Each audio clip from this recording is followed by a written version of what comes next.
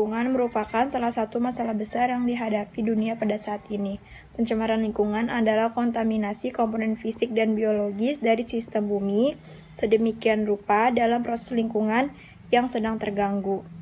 Pencemaran lingkungan biasanya disebabkan oleh ulah manusia maupun alam yang dapat menyebabkan kerugian yang besar bagi manusia dan makhluk hidup lainnya. Kontaminasi tersebut biasanya berupa zat kimia atau energi, seperti kebisingan, panas, maupun cahaya. Sedangkan zat pencemaran adalah satu prioritas masalah dalam lingkungan hidup.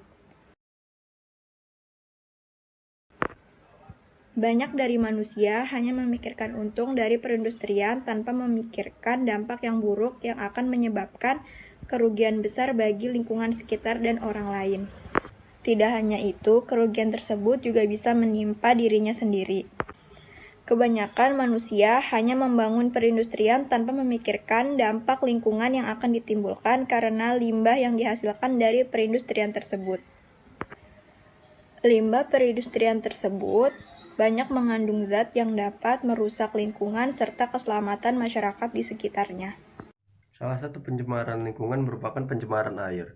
Penyebab pencemaran air bisa berupa yang pertama limbah industri. Limbah industri terjadi akibat ulah kecerobohan industri itu sendiri yang semena-mena membuang limbah cair tanpa mengolahnya terlebih dahulu. Padahal di dalam limbah cair tersebut terdapat bahan berbahaya serta bahan kimia yang dapat merusak air sehingga air tidak dapat dipakai kembali.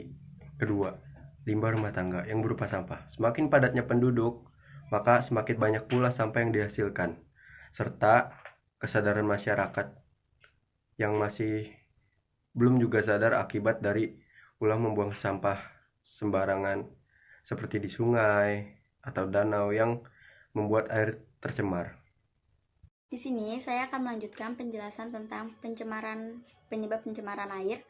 Pencemaran air ini juga bisa disebabkan oleh limbah pertanian. Limbah pertanian juga bisa disebut pencemaran air karena disebabkan oleh penggunaan pupuk buatan yang secara berlebihan, penggunaan pestisida, dan penggunaan herbisida yang secara turut-berturut atau berlebihan tanpa memikirkan dampak yang ditimbulkannya.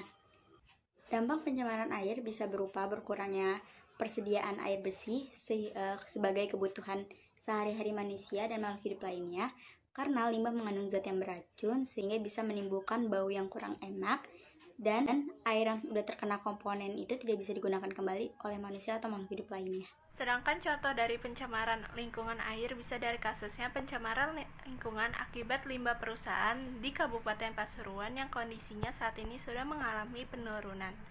Menurutnya, kasus pencemaran lingkungan akibat limbah pabrik disebabkan semakin meningkatnya pemahaman perusahaan dalam mengelola limbah perusahaan. Perusahaan banyak yang patuh dan mengerti akan bagaimana mengelola limbah hasil produksinya. Dari jumlah tersebut, kasus pencemaran lingkungan yang terjadi sejak Januari hingga bulan ini sebanyak 5 kejadian. Dari seluruh kasus tersebut, hanya menyisakan 1 kasus pencemaran lingkungan di sekitar Sungai Kali Putih, Desa Sumber Suko, Kecamatan Gempol. Busa yang berasal dari usaha pencucian tong bekas itu mengandung bahan berbahaya dan beracun, yakni limbah berjenis gliserin.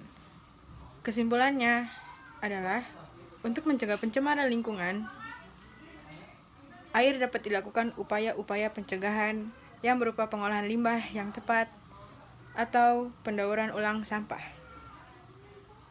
Contoh hal kecil pencegahan dapat dilakukan dengan tidak membuang sampah sembarangan pada sungai atau saluran air.